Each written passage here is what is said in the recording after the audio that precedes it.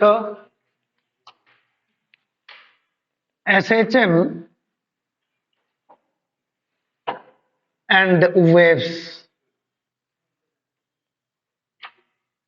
ये हमारा एक नया चैप्टर है, SHM एंड वेव्स। SHM का फुल फॉर्म क्या होता है? Simple harmonic motion, simple harmonic motion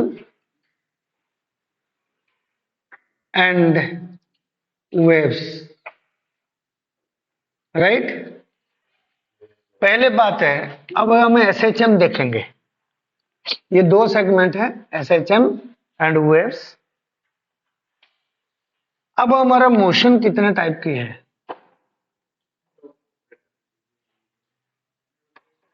motion को हम ऐसे देखें, पहले तो हमारा होता है ट्रांसलेटरी मोशन। ट्रांसलेटरी मोशन आप सबको पता है, क्या होता है ट्रांसलेटरी मोशन? मतलब एक ऑब्जेक्ट दूसरी जगह, एक ऑब्जेक्ट एक जगह से दूसरी जगह तक शिफ्ट हो जाए, ट्रांसलेट कर जाए। समझ में आ रहा है? It is called translatory motion. Another one is rotatory motion, rotational motion, ठीक है, रोटेशनल मोशन है ना, ये हम कर चुके हैं, ये कर चुके हैं, ये कर चुके हैं। और एक मोशन है that is oscillatory motion. Oscillatory motion, right. Oscillatory motion जो है, इसकी एक छोटा सा पार्ट है, इसमें एक छोटा oscillatory motion itself is vibratory motion. Vibratory motion, इस मोशन का एक छोटा सा पार्ट है जिसको हम कहते हैं सिंपल हार्मोनिक मोशन, ठीक है। इसके एक छोटा सा पार्ट है।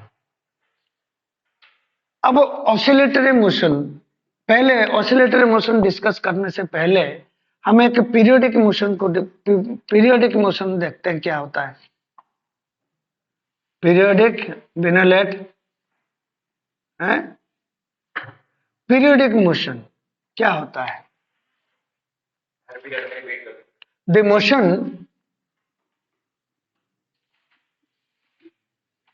that repeats after a certain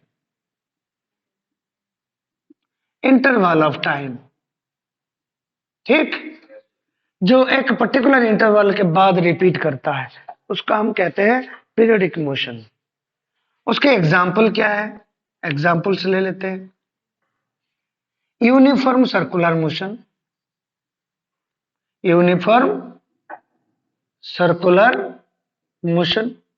uniform circular motion means एक सर्कुलर पाथ में एक ऑब्जेक्ट मूव कर रहा है, फिर दोबारा ये मोशन रिपीट हो रहा है, पूरा हो गया, फिर दोबारा रिपीट हो रहा है, फिर ये मोशन रिपीट हो रहा है।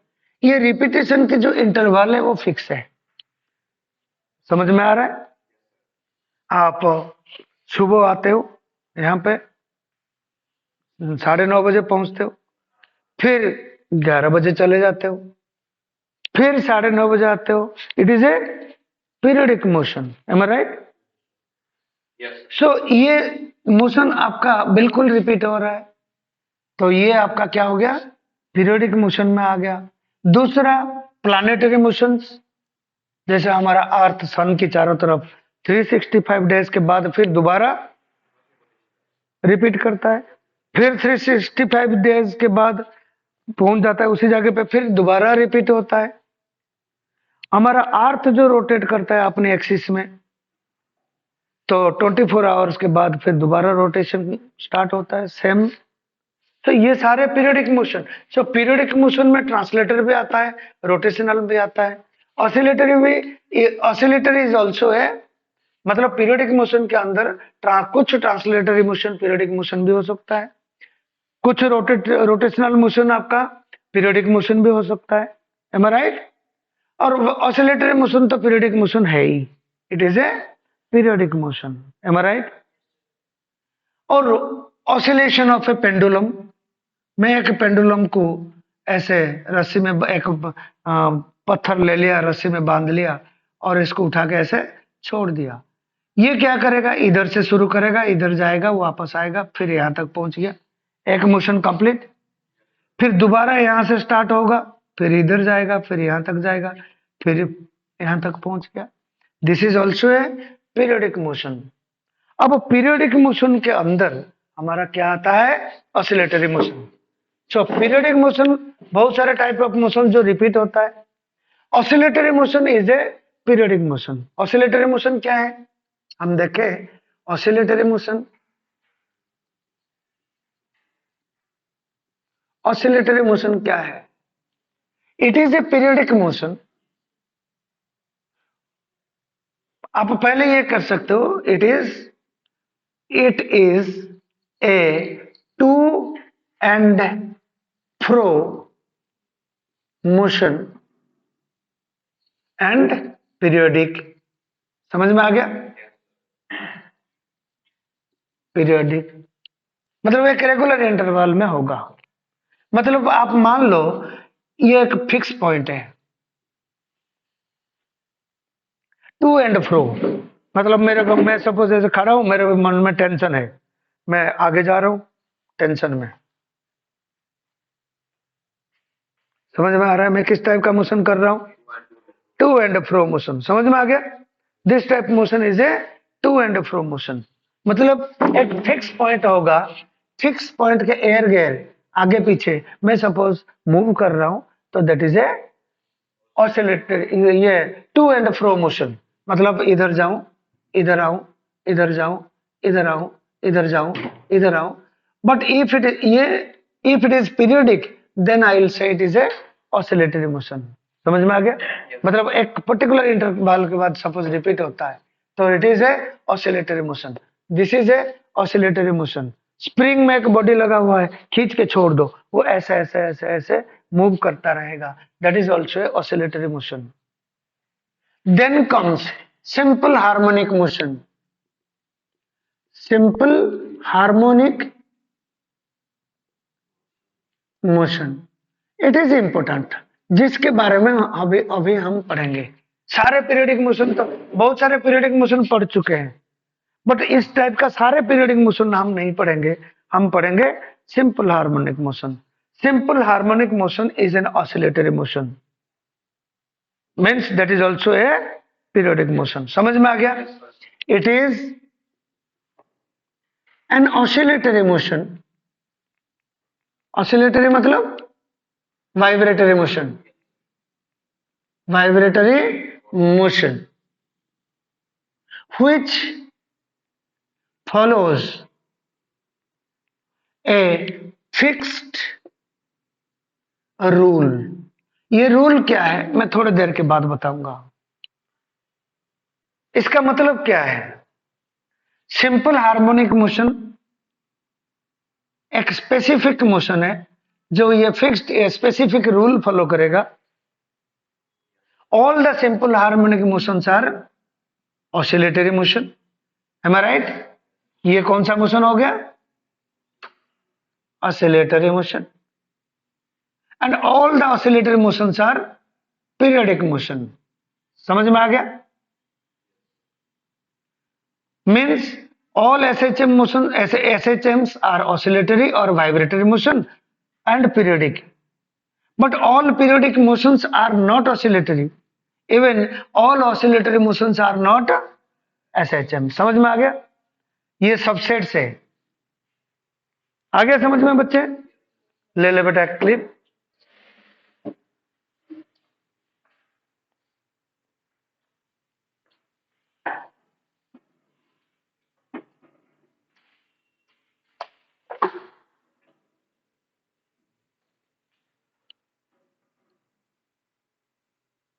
ले लिया?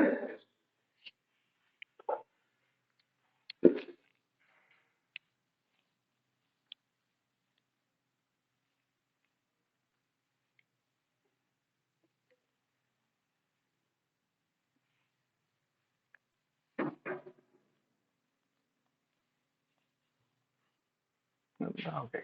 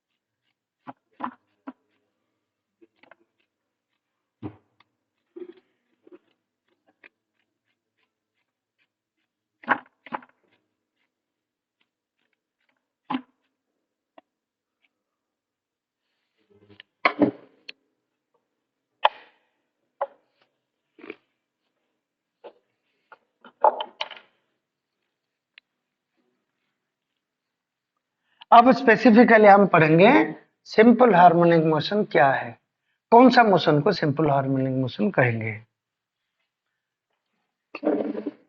एसएचएम और सिंपल हार्मोनिक मोशन, ठीक। अब इट इज दैट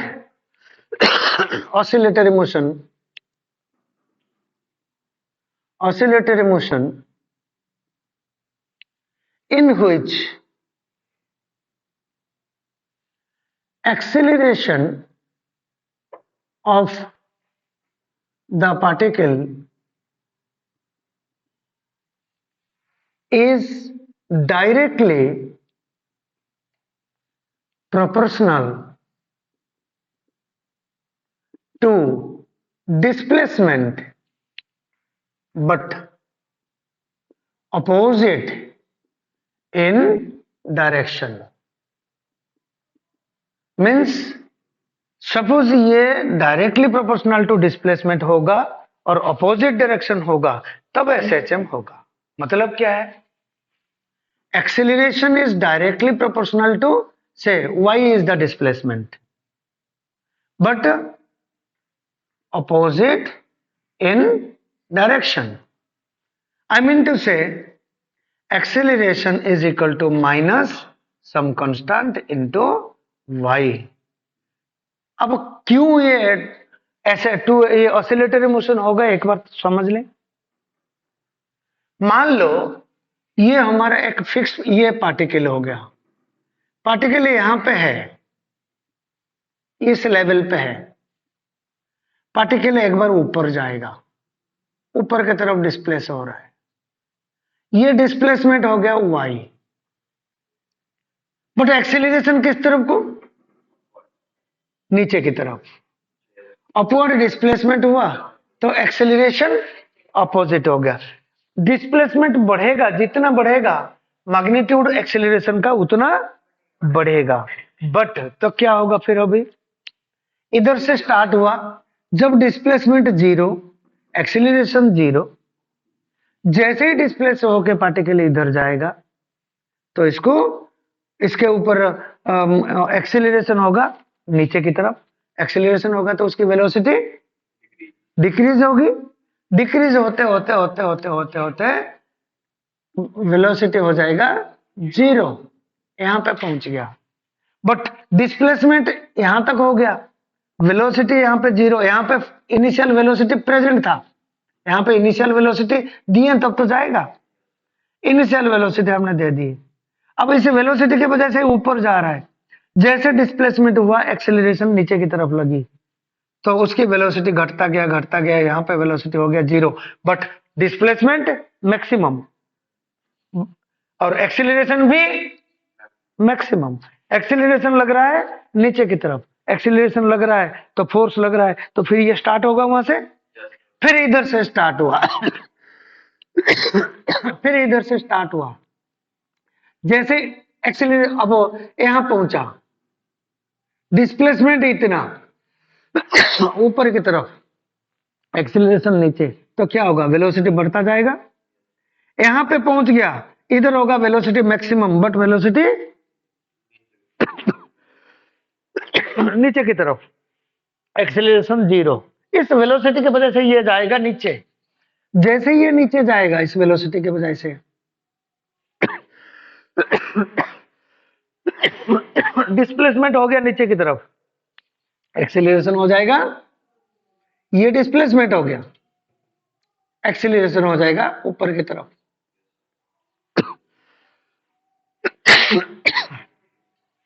कोई फायदा नहीं, बड़ा प्रॉब्लम क्रिएट कर रहा है, कई दिन हो गया ये।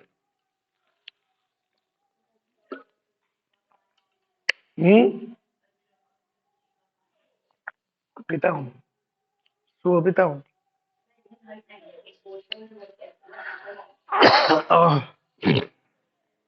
डिस्प्लेसमेंट जब नीचे की तरफ हो गया, एक्सेलरेशन ऊपर की तरफ, बट वेलोसिटी यहाँ पे मैक्सिमम था तो एक्सेलरेशन उल्टा हो गया तो वेलोसिटी घटता जाएगा। इस जगह में पहुंचेगा फिर वेलोसिटी हो जाएगा 0, बट एक्सेलरेशन ऊपर की तरफ। समझ में आ गया? फिर क्या होगा, पार्टिकल आएगा वापस। अब देखो what type of motion it is a to and fro motion. मैं आपको और एक एग्जांपल देता हूं। मान लो मेरे पास एक स्प्रिंग है, स्प्रिंग में एक बॉडी में लटका देता हूं, राइट? एक बॉडी मैंने लटका दिया, अब ये इक्विलिब्रियम में है। अब मैं क्या करता हूं, इस बॉडी को नीचे खींच लिया। अब नीचे खींच के छोड़ूंगा तो ये बॉडी कैसे मूव करेगा? ऊपर नीचे ऊपर नीचे। अब जब ये नीचे जाएगा फोर्स इसकी ऊपर की तरफ लगेगी। अब यहां पे मान लो खींच के छोड़ना, क्या मैं इधर इसको ठोक दूं, ठोक दिया तो इसको वेलोसिटी दे दिया। इस वेलोसिटी की वजह से ये नीचे जाएगा, बट स्प्रिंग इसको ऊपर खींच रहा है तो एक्सीलरेशन ऊपर की तरफ है, तो वेलोसिटी धीरे धीरे कम होता जाएगा। यहाँ पे वेलोसिटी हो गया 0। समझ में आ गया? यहाँ पे वेलोसिटी हो गया 0, बट स्प्रिंग सबसे ज्यादा खींच गई तो स्प्रिंग की फोर्स ऊपर की तरफ है, स्प्रिंग एक्सीलरेशन दे रहा है ऊपर की तरफ मैक्सिमम। फिर ये बॉडी ऊपर आएगा, फोर्स ऊपर की तरफ लगा पड़ा है, डिस्प्लेसमेंट नीचे की तरफ है। जब वो यहाँ पे आके पहुंचेगा उसकी वेलोसिटी फिर, क्योंकि जब वापस आएगा एक्सीलरेशन का डायरेक्शन अपवर्ड है तो वेलोसिटी भी ऊपर की तरफ बढ़ रहा है। यहाँ पे आके पहुंच के फिर मैक्सिमम वेलोसिटी होगा, ये जाएगा ऊपर। समझ में आ गया? फिर यहाँ पे जब ऊपर जाएगा स्प्रिंग कंप्रेस होने लगेगा, स्प्रिंग इसको धक्का देगा, नीचे की तरफ एक्सीलरेशन देगा, तो ये कैसे मूव करेगा? इस टाइप का मूव करेगा, टू एंड फ्रो मोशन करेगा, टू एंड फ्रो मोशन करेगा। एंड यहाँ पे acceleration directly proportional to displacement हो रहा है, तब हम कहेंगे ये एसएचएम होगा। समझ में आ गया? एसएचएम का मीनिंग समझ में आ गया? SHM is the condition, it is the condition of SHM, it is the main condition for SHM. आपको पूछा जाए what is the condition for SHM? When acceleration is directly proportional to displacement but opposite in direction, then there will be SHM. So acceleration is equal to minus k into y. Y ले लो, x ले लो, ये आपकी इच्छा। तो ये आपका क्या देगा? SHM देगा। समझ में आ गया? ये कंडीशन है। कैसे, क्यों नहीं हो सकता? नहीं, क्यों, कौन कह रहे? अब रुकेगा नहीं रुकेगा वो बात की बात है। हमारा कंडीशन क्या है? ये कंडीशन मेट कर रहा है क्या? रुकेगा नहीं रुकेगा अलग बात है। मैं कह रखा हूं कि भाई एसएचएम कभी रुकेगा नहीं, कहीं बता रखा हूं? तू घर से आता है, तू ट्यूशन कभी खत्म नहीं करेगा, चलता रहेगा 10 साल क्या? नहीं ना, होगा तो देखी जाएगी, वो अलग बात है, वो इस टॉपिक का नहीं है। अब एसएचएम क्या हुआ? When acceleration is directly proportional to displacement but opposite in direction, that is SHM. आप और एक चीज देखो, जो पार्टिकल आपका ऑसिलेट कर रहा है या एसएचएम कर रहा है उसका मास कुछ होगा, देन फोर्स कितना हो जाएगा? Force is equal to mass into acceleration, that is minus mky. Am I right? Can I write that is equal to force is equal to minus some constant into y। क्या ये condition अलग अलग है या same condition है? Same condition है, एक ही condition है। अब इस टाइप का फोर्स किस में होता है? स्प्रिंग में। स्प्रिंग की फोर्स कितना होता है? F इजिकल टू माइनस के x, x is the displacement. तो जिस पार्टिकल के ऊपर, मतलब इस टाइप का, देखो जरूरी नहीं है कि स्प्रिंग ही हो, और स्प्रिंग नहीं होगा तो ऑसिलेशन नहीं होगा, एसएचएम नहीं होगा। जिस पार्टिकल के ऊपर स्प्रिंग में जैसे फोर्स लगता है, इट इज सिमिलर, ये कंडीशन 2, ये कंडीशन 1, ये कंडीशन 2। जिस पार्टिकल के ऊपर स्प्रिंग जैसे फोर्स लग रहा हो, जरूरी नहीं है स्प्रिंग हो, स्प्रिंग होगा तब भी चलेगा।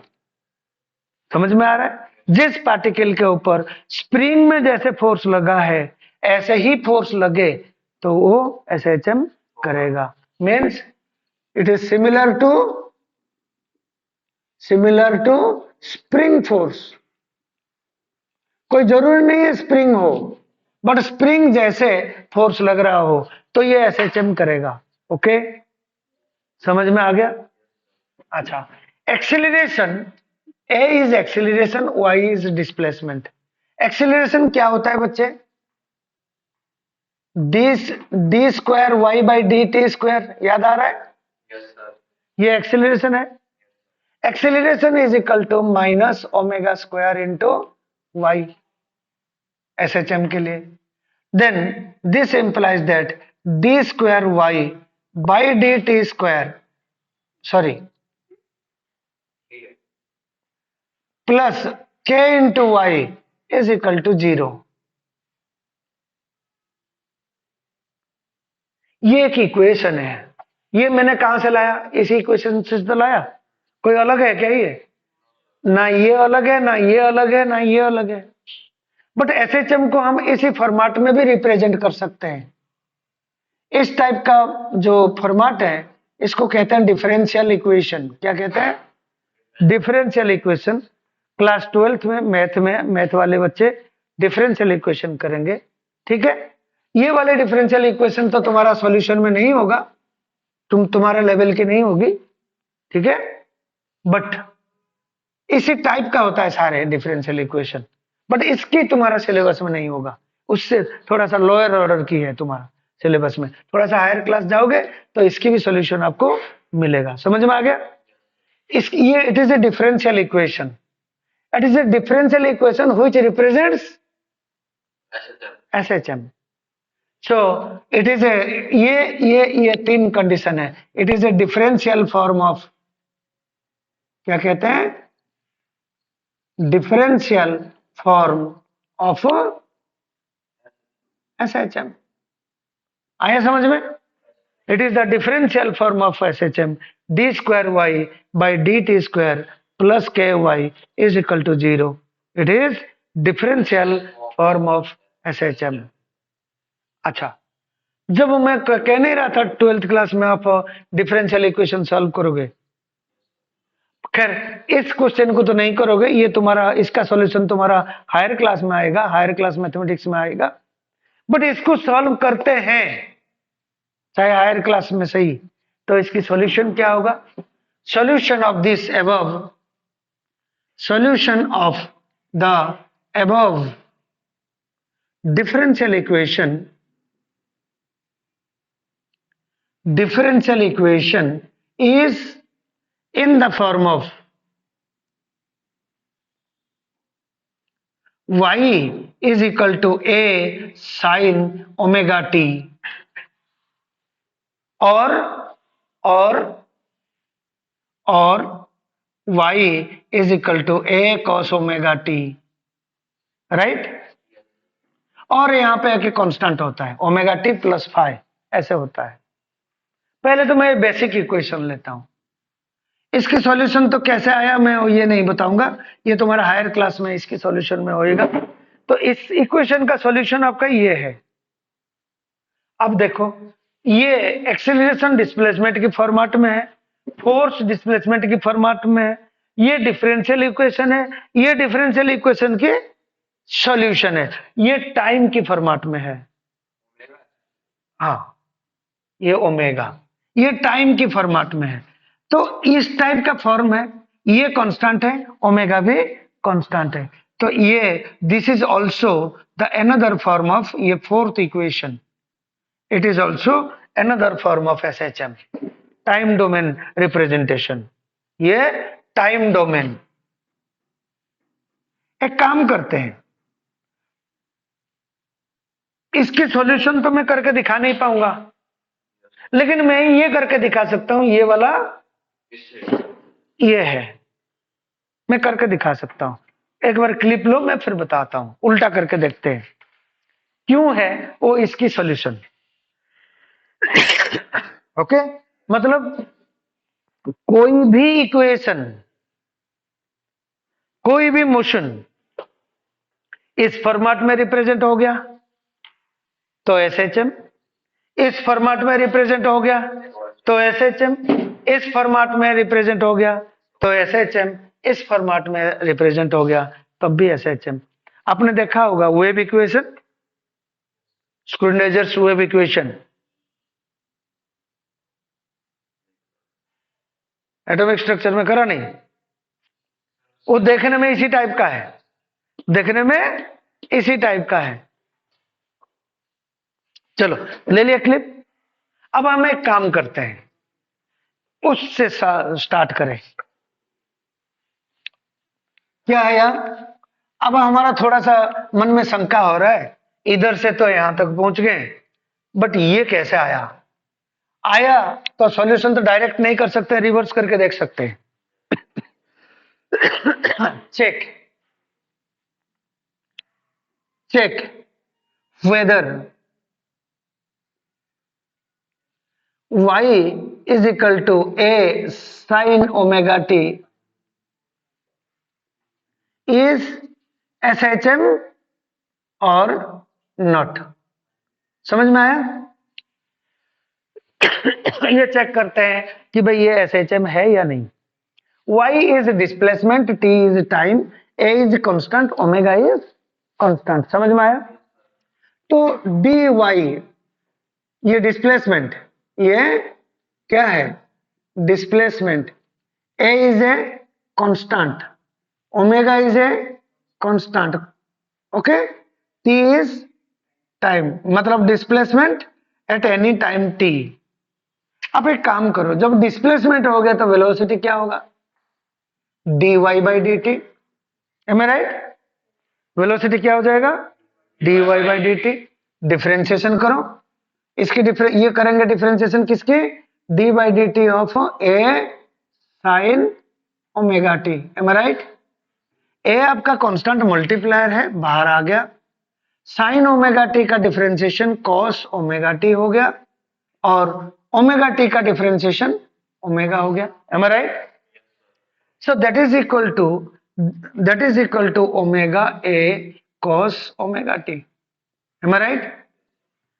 अब acceleration is equal to d v by D t. Am I right? So that is equal to d by D t of कितना? Omega a cos omega t. तो ओमेगा ए कांस्टेंट है, बाहर आ गया। कॉस ओमेगा टी का हो गया minus sine omega T, omega T का डिफरेंशिएशन में से ओमेगा बाहर आ गया, that is equal to minus omega square A sine omega T. But A sine omega T हमारा क्या था? Y, that is minus omega square Y. Then acceleration is equal to minus omega square y. See? Minus ky.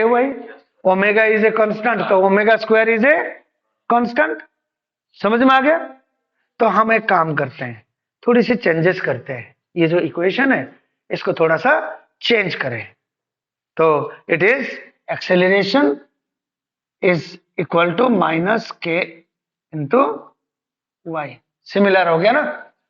तो ये जो small के है, small K is omega square, अब हम एक काम करते हैं, जब ओमेगा ले ही लिए तो सबको ओमेगा के फॉर्म में रिप्रेजेंट करें। ये जो इक्वेशन हमने स्टार्टिंग से ली थी तो फ्लिप है ना, जितना ये इक्वेशन हमारा, मैं इसको मिटाऊंगा नहीं। तो हमारा जो इक्वेशन आया कौन सा, a is equal to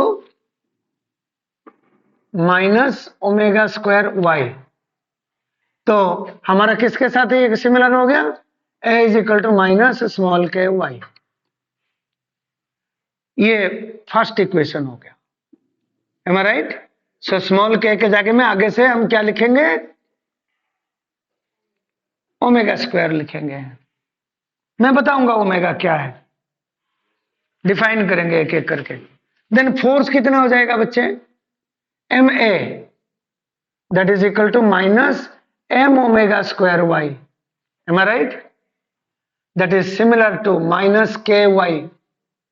okay, ये जो के है, देखो F is equal to minus K Y हुआ, के किसके जगह में मैंने लिया, यहाँ पे small K is equal to omega square, यहाँ पे जो कैपिटल के है that is M omega square, M भी कांस्टेंट है ओमेगा भी कांस्टेंट है, सो एम ओमेगा स्क्वायर भी कांस्टेंट है, so K is equal to M omega square, right. F is equal to K Y हो गया ना स्प्रिंग फॉर्म में। तो इसलिए के को हम कहते हैं, यहाँ पे देखो एफ इज इक्वल टू के एक्स में के को क्या कहते हैं, स्प्रिंग के केस में स्प्रिंग कांस्टेंट, बट यहाँ पे स्प्रिंग है या नहीं हमें नहीं पता, हो सकता है स्प्रिंग भी हो या और कोई फोर्स हो जो इसी टाइप में देता हो, तो इसलिए इसको स्प्रिंग कांस्टेंट ना कह के हम कहेंगे स्प्रिंग फैक्टर, क्या कहेंगे, स्प्रिंग फैक्टर कहेंगे, एम ओमेगा स्क्वायर, फिर K is equal to M omega square. अच्छा, हमारा डिफरेंशियल इक्वेशन क्या था, एक्सेलरेशन क्या है, D square Y by D T square will be equal to minus omega square Y, so this implies that D square Y, देख रहे हो ना, acceleration is equal to D square Y by D T square, so D square Y by D T square plus omega square into y is equal to 0। This is another form, समझ में आया, ये minus K Y था, ये हो जाएगा plus omega square, ठीक। तो ये डिफरेंशियल फॉर्म, ये सेकेंड इक्वेशन, ये फर्स्ट इक्वेशन, ये third equation, and fourth equation is y is equal to a sine omega t, sine भी हो सकता है कॉस भी हो सकता है, ये जो साइन में रिप्रेजेंट करते हैं हम इसको कहते हैं साइनोसोइडल, क्या कहते हैं, साइनोसोइडल। अब ये है क्या, आप एक बार देखो, साइन का ये ओमेगा टी क्या होना चाहिए, एंगल, ओमेगा टी क्या होना चाहिए, हम ऐसे लिख सकते हैं, और y is equal to a sine omega t plus five, delta ले लो, ओमेगा टी प्लस डेल्टा, ऐसे भी लिख सकते हैं, delta is also a constant. अब मेरे को बताओ, साइन कॉस टेन इन जो ट्रिग्नोमेट्रिक फंक्शन है उनके अंदर क्या चीज होता है, एंगल, तो ये भी एक एंगल है। अब दुख की बात ही है, तुम्हारा कंफ्यूजन होगा, ये एंगल कहां से आ गया, भाई पार्टिकल सब सीधा मूव कर रहा है तो एंगल कहां से आ गया, मन में बहुत सारे क्वेश्चन आएंगे। अब मैं धीरे धीरे एक एक करके क्लियर करता जाऊंगा, एंगल कैसा आता है, क्यों आता है, क्यों रखते हैं। एक मिनट, ओमेगा प्लस डेल्टा, तो प्लस डेल्टा ले लो, फाई ले लो, कोई एक कांस्टेंट है, तो ये एक एंगल होना चाहिए, ये भी एंगल होना चाहिए और ये भी एंगल होना चाहिए, तब जाके जुड़ेंगे, तो ये भी एक एंगल है ना, ये एक एंगल है, तो इसको कहते हैं फेज एंगल, क्या कहते हैं, फेज एंगल, फेज और फेज एंगल, फेज एंगल, समझ में आ गया। क्या कहेंगे? Phase angle. मतलब थीटा मान लो, ये थीटा है, समझ में आ गया? Phase angle. अच्छा, ये एंगल हो गया, यूनिट क्या होगा एंगल का, फेज एंगल का? रेडियन। यूनिट हो जाएगा रेडियन। ए साइन थीटा का मैक्सिमम वैल्यू कितना है? +1, और लोएस्ट में -1। समझ में आ गया? पॉजिटिव साइड में मैक्सिमम वैल्यू 1, नेगेटिव साइड में मैक्सिमम वैल्यू 1। तो y का मैक्सिमम वैल्यू प्लस है और माइनस है। समझ में आ गया? तो y का मैक्सिमम वैल्यू, मान लो ये y का maximum value a, positive side में भी नेगेटिव साइड में भी, तो इसलिए इसको कहते हैं एम्पलीट्यूड। क्या कहेंगे? Amplitude. Means y is equal two plus minus a। Amplitude का डेफिनेशन क्या होना चाहिए? Maximum displacement on either side. समझ में आ गया? Maximum displacement, maximum displacement on either side, either side. कहां से? जब y इज इक्वल टू 0 से, y इज इक्वल टू 0 से। जब y इज इक्वल टू 0 होगा तो एक्सेलरेशन कितना होगा? एक्सेलरेशन 0 होगा, फोर्स 0 होगा, तो उसको कहते हैं मीन पोजीशन। समझ में आ गया? तो maximum displacement on either side from mean position. समझ में आ गया? देन मीन पोजीशन क्या है? Mean position at is the position at which acceleration is 0, force is 0, displacement is 0। Mean position क्या है? y is equal to 0, acceleration is 0, force is equal to 0। अब इस पोजीशन को हम मीन पोजीशन कहते हैं। मतलब जिस पॉइंट पे पार्टिकल के ऊपर टोटल फोर्स 0 लग रहा हो, तो उस पॉइंट को हम कहेंगे मीन पोजीशन और इक्विलिब्रियम पोजीशन। समझ में आ गया? जब टोटल फोर्स 0 होता है तो इक्विलिब्रियम पोजीशन कहते हैं। तो it is called equilibrium position.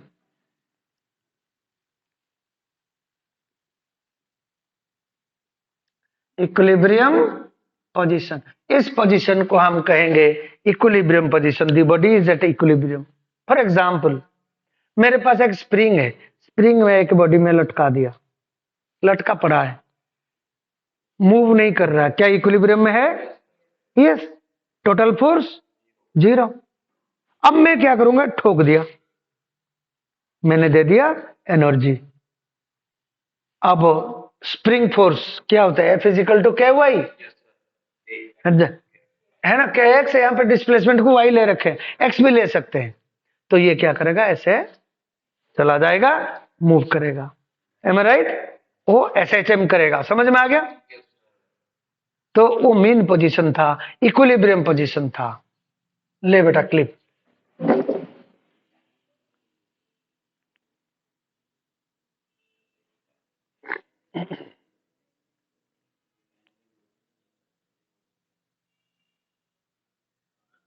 हम्म, आया क्लियर फोटो? वो देखेंगे। क्यों?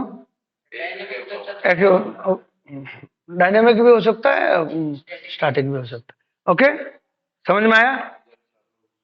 है?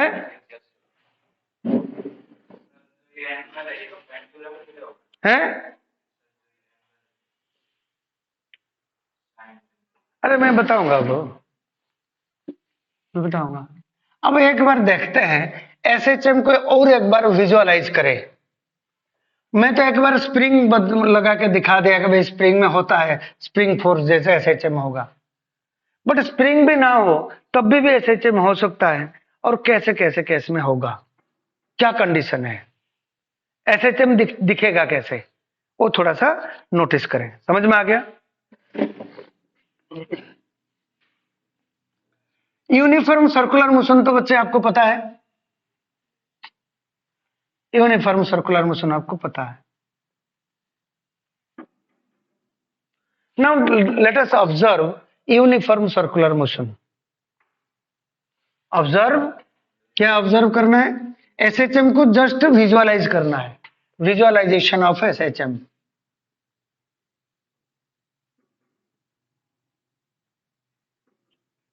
Of SHM.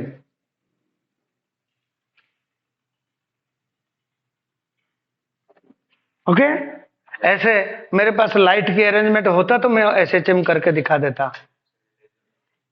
लेजर तो सिंगल है ना, पैरेलल बीम चाहिए। देखो अब ऐसे ही विजुअलाइज हो गया। मान लो मेरे पास एक सर्कल है, राइट? एक सर्कल है, सर्कल का रेडियस को मैं ले लेता हूं ए। ये एक्स एक्सिस, ये वाई एक्सिस। एक पॉइंट यहां से निकलता है, ये पॉइंट निकलता है और कांस्टेंट एंगुलर वेलोसिटी में मूव करे। कैसे मूव करे? कांस्टेंट एंगुलर वेलोसिटी में मूव करे। रेडियस कितना है? ए। अब ये कांस्टेंट एंगुलर वेलोसिटी में मूव करे, देन एंगुलर वेलोसिटी मेरा कितना है यहाँ पे? ओमेगा। अब यहां से शुरू होता है, अब टी सेकेंड के बाद पार्टिकल, ये पॉइंट जो है, पॉइंट पी यहां पे पहुंच गया। ये एंगल कितना कवर किया? थीटा। देन थीटा कितना होना चाहिए? Theta will be equal to omega into t. Constant angular velocity में ये पॉइंट मूव कर रहा है। पी क्या है? P is a point that is moving in A with a constant angular velocity along a circle of radius a। अब इसकी perpendicular draw करो y एक्सिस के ऊपर, y एक्सिस के ऊपर ड्रॉ करो और x एक्सिस के ऊपर ड्रॉ करो। y एक्सिस पे ड्रॉ करा। अब देखो at time t is equal to 0 ये पॉइंट कहां था? मेन पोजीशन में।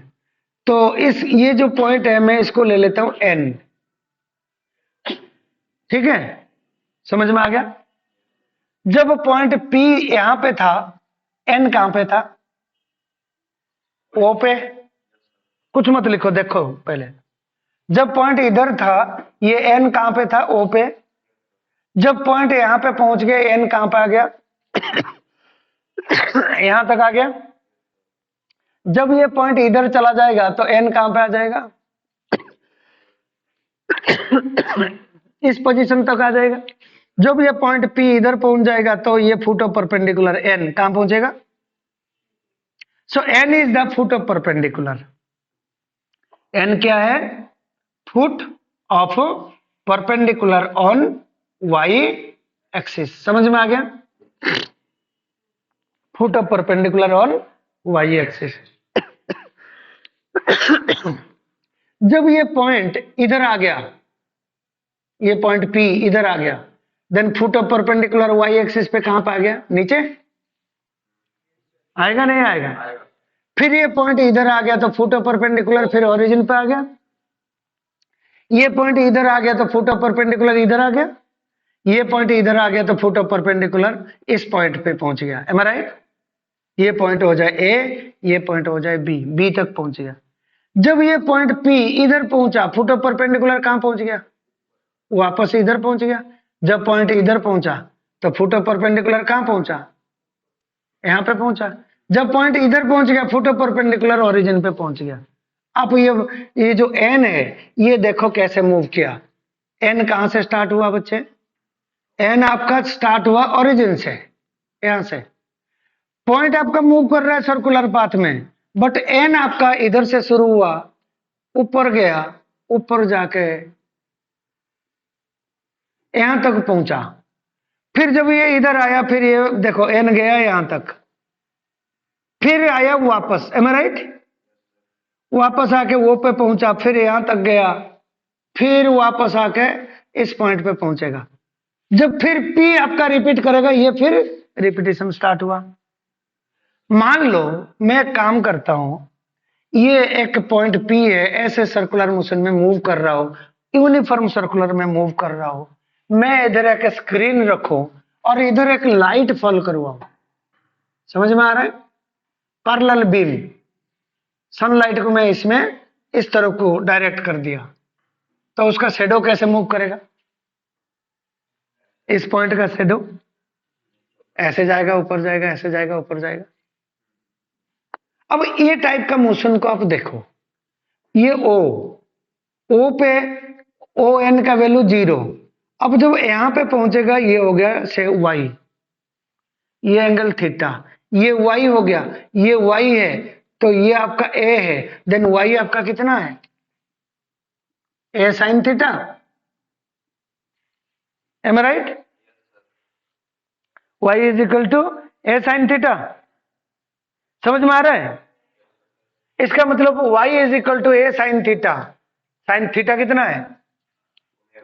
Then a sine omega t. क्या ये एसएचएम की फोर्थ कंडीशन को मीट कर गया? इसका मतलब क्या है? जब भी कोई यूनिफॉर्म सर्कुलर मोशन हो रहा हो किसी भी पॉइंट का, उसकी foot of perpendicular on y axis executes SHM. समझ में आ रहा है मैं क्या कह रहा हूं? Foot of perpendicular of a uniform circular, मतलब ऐसा नहीं है कि ये पॉइंट मूव कर रहा है तो ये एसएचएम कर रहा है ना। एसएचएम कौन कर रहा है? फुट ऑफ परपेंडिकुलर एसएचएम कर रहा है। मतलब दी particle which moves in tune of a foot of perpendicular of a uniform circular motion, then it executes SHM। समझ में आ गया? If any particle, इससे हमें क्या मिला? If any particle, क्योंकि ये SHM की कंडीशन को सेटिस्फाई कर गया। If any particle moves in tune, in tune मतलब जैसे ही, in tune of foot of perpendicular of any uniform circular motion, uniform circular motion, तो ये एसएचएम करेगा। Am I right? तो ये वाला देखो कितना होगा। मान लो ये मैं एक्स ले लूं, एक्स कैसे मूव कर रहा होगा? इधर से स्टार्ट किया, ऐसे जाएगा, देखो देखो, जब वो पार्टिकल इधर जाएगा एक्स इधर आ गया, जब पार्टिकल इधर जाएगा एक्स इधर आ गया, जब ये पॉइंट इधर पहुंच जाएगा एक्स इधर आ गया, पॉइंट इधर आ गया तो एक्स इधर आ जाएगा, पॉइंट इधर आ गया एक्स मैक्सिमम आ जाएगा, फिर पॉइंट जब इधर जाएगा एक्स आपका रिटर्न कर रहा है, फिर इधर जाएगा, तो ये भी एसएचएम कर रहा है। समझ में आ गया? ये भी एसएचएम कर रहा है। Then x is equal to a cos theta is equal to a cos omega t. इसको भी आप डबल डिफरेंशिएशन करोगे तो आपको एग्जैक्टली ऐसे ही मिलेगा, ऐसे ही मिलेगा। इसमें क्या मिलेगा? एक्सेलरेशन। डबल डिफरेंशिएशन करने से इसको डबल डिफरेंशिएशन करने से एक्सेलरेशन आता है, कितना आता है? इसको आप डबल डिफरेंशिएशन करके देखो, एग्जैक्टली ऐसे ही आएगा। इसका मतलब foot of perpendicular either on x axis और ऑन वाई एक्सिस और एनी एक्सिस, मैं एक्सिस ऐसे भी ले लूं तब भी एसएचएम करेगा। समझ में आ गया? तो एसएचएम यहां पे ये पॉइंट कर रहा है, नो।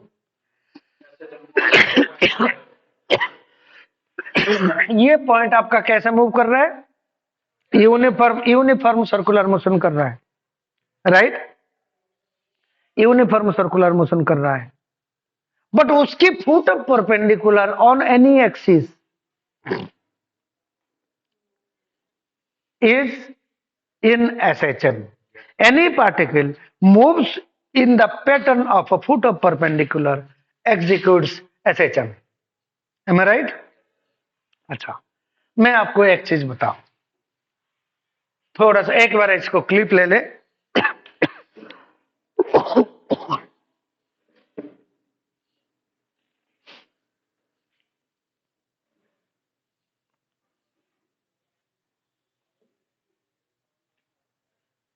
ले लिया?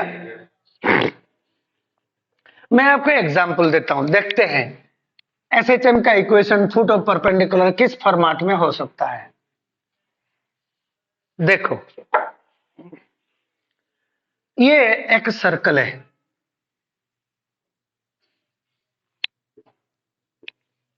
ये सर्कल का रेडियस को मैं ले लेता हूं 0.2 मीटर, राइट? समझ में आ गया?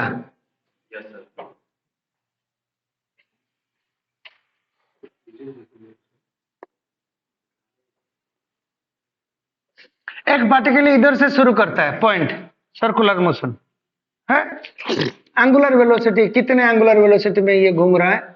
एंगुलर वेलोसिटी से omega is equal to 3 radian per second.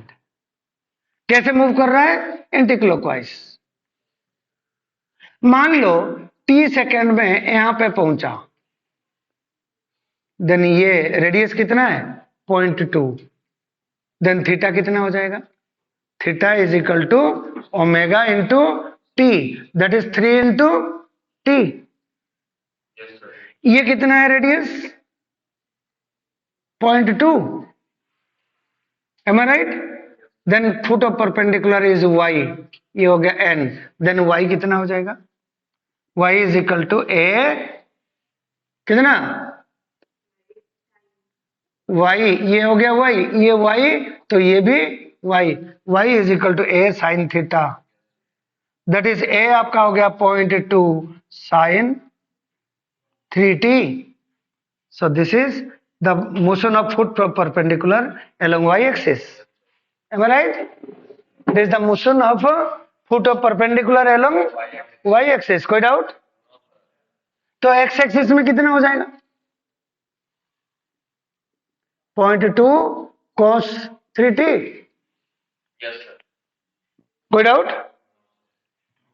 Similarly और एक क्वेश्चन ले,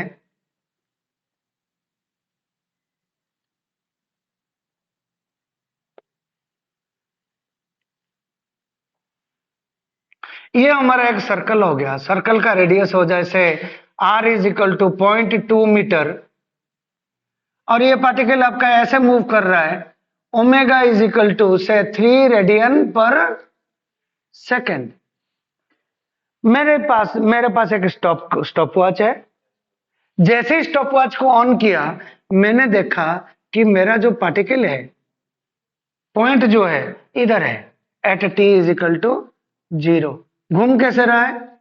एंटी क्लॉकवाइज, एंड ये एंगल 30 डिग्री। समझ में आ गया?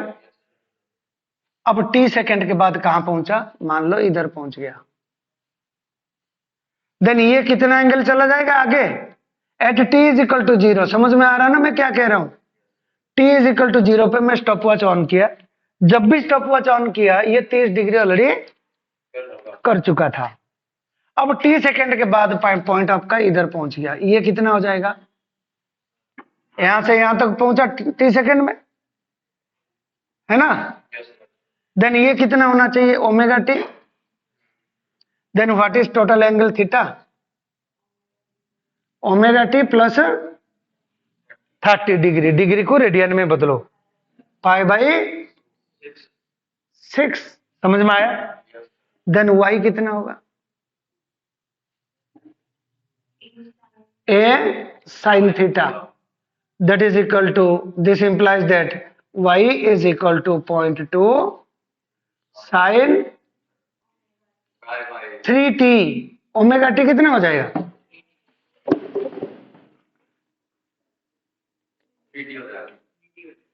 3t plus pi by 6। Similarly x कितना हो जाएगा? 0.2 cos 3t plus pi by 6। क्यों?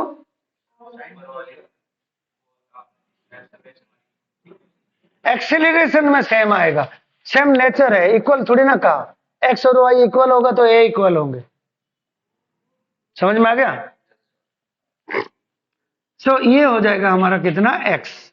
समझ में आया नहीं आया? x is equal to 0.2 cos 3t plus pi by 6। Okay, समझ में आ गया? These are the motion of a foot of perpendicular. मैं क्वेश्चन एक दे रहा हूं, आप करो। इसका क्लिप ले लिया था? ले ले।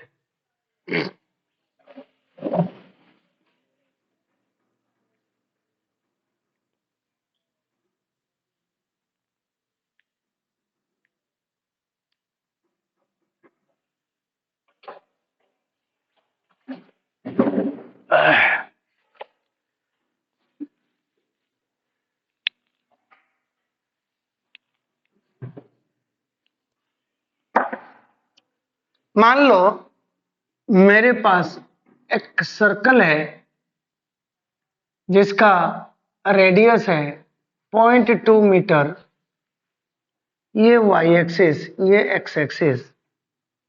Eight time t is equal to 0 मेरे को जो पॉइंट है, ये पॉइंट P मेरे को इधर मिला।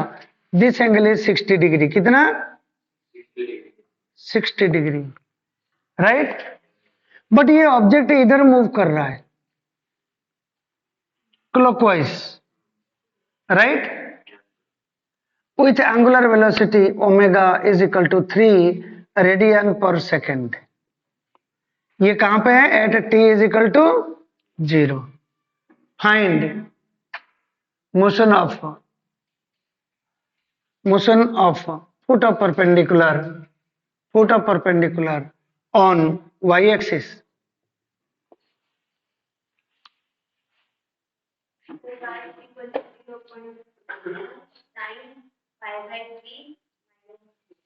-3t। समझ में आ गया? है क्लॉकवाइज, मतलब क्लॉकवाइज जाता है तो एंगल नेगेटिव हो जाएगा, एंटी क्लॉकवाइज जाता है तो एंगल पॉजिटिव हो जाएगा। समझ में आ गया? तो t सेकंड में यहां पे पहुंच गया तो ये हो जाएगा आपका ओमेगा टी, ये हो जाएगा theta. So theta is equal to π/3 60 degree minus omega t. देख रहे हो ना, 60 क्लॉकवाइज आए तो माइनस हो गया। Then y is equal to a sin theta, that is equal to 0.2 sin omega t minus omega t. कितना हो गया? 3t, sorry π/3 minus 3t। हाँ, इसको उल्टा कर सकते हो, -0.2 साइन 3t माइनस π/3। ओके, समझ में आ गया?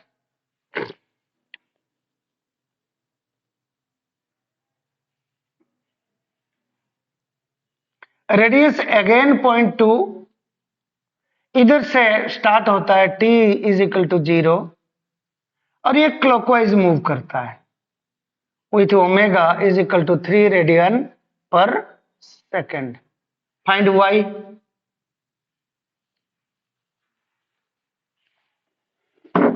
तो क्या खाया जा रहा है दिव्यो? भैंस भी ऐसे नहीं खाता।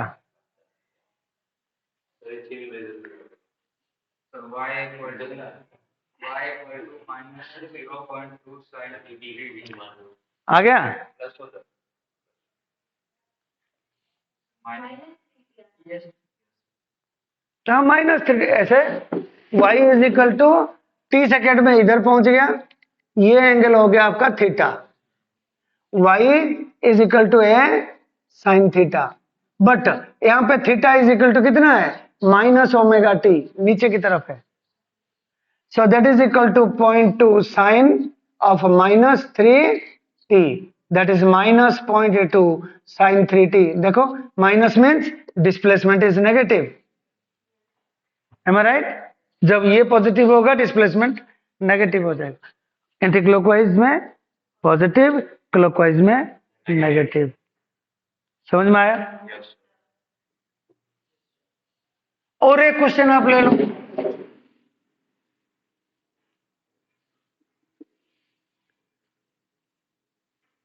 r is equal to 0.2, object ये इस पॉइंट पे है, t इज इक्वल टू 0 पे, ये एंगल 30 डिग्री और ऐसे मूव करता है। ओमेगा आपका दे रखा है 3 radian per second. Find y।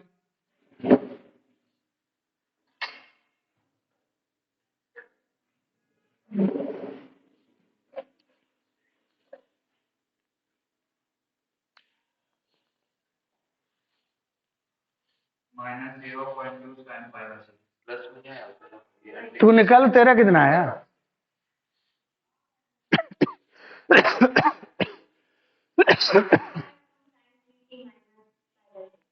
मान लो t सेकेंड में यहां पहुंच गया, देन ये हो गया ओमेगा टी, ये हो जाएगा थीटा, देन थीटा कितना है? Theta is equal to 30। ये टोटल कितना है? ओमेगा टी, बट थीटा यहां से मेजर होगा, theta is equal to omega t minus pi by 3। देख रहे हो, ओमेगा टी एंटी क्लॉकवाइज जा रहा है तो पॉजिटिव, नीचे वाला एंगल है तो नेगेटिव एंगल माइनस कर दिया। हाँ, पाई बाई 6, नीचे वाले एंगल पाई बाई 6 हो गया। Then y is equal to 0.2 sine omega t minus pi by 6। तो ये ले बेटा क्लिप,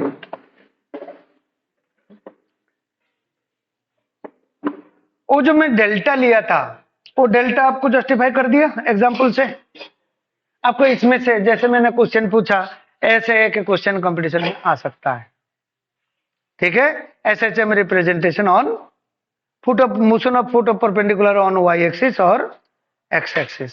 कर दोगे आराम से? हैं, कोई दिक्कत? तो हमारा ले लिया बेटा clip.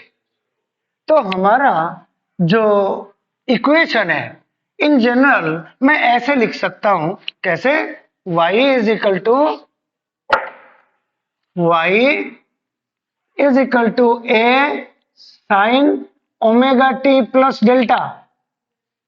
M I right? Yes sir. ये एक एंगल है, टोटल एंगल है, देख रहे हो? यूनिफॉर्म सर्कुलर मोशन के लिए ये टोटल एंगल है। समझ में आया?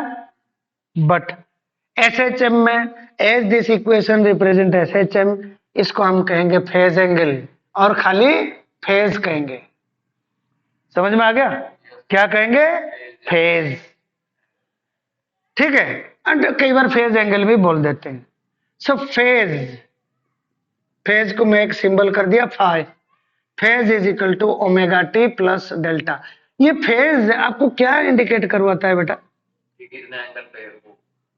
मतलब एसएचएम, देखो एसएचएम के साथ सर्कुलर मोशन का कोई लेना देना नहीं है। हम तो जस्ट विजुअलाइज करने के लिए एसएचएम को, सर्कुलर मोशन को लिए। नहीं तो सर्कुलर मोशन होगा कोई, जहां पे एसएचएम होगा वहां पे कोई सर्कुलर मोशन कर रहा होगा? Not at all. जस्ट उसको विजुअलाइज कर रखे हैं भाई, सर्कुलर मोशन की पैटर्न की फॉर्म में होता है, तो इसलिए हमने विजुअलाइज किया। सर्कुलर मोशन में हम इसको एंगल मान सकते हैं, बट यहाँ पे इसको कहेंगे फेज और फेज एंगल। देन फेज आपको क्या स्पेसिफाई करता है?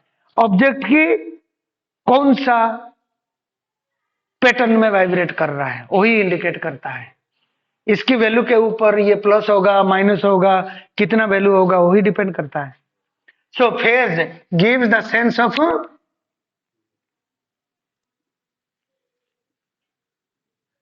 Of vibration. समझ में आ गया? अच्छा, at t is equal to 0 phi कितना हो जाएगा? डेल्टा। Am I right? तो it is called initial phase. क्या है? Initial phase. इनिशियल फेज का दूसरा नाम है इपोक। ठीक, ठीक है। आज थोड़ी सी जस्ट आइडिया लगा, फिर आगे हम कल करेंगे।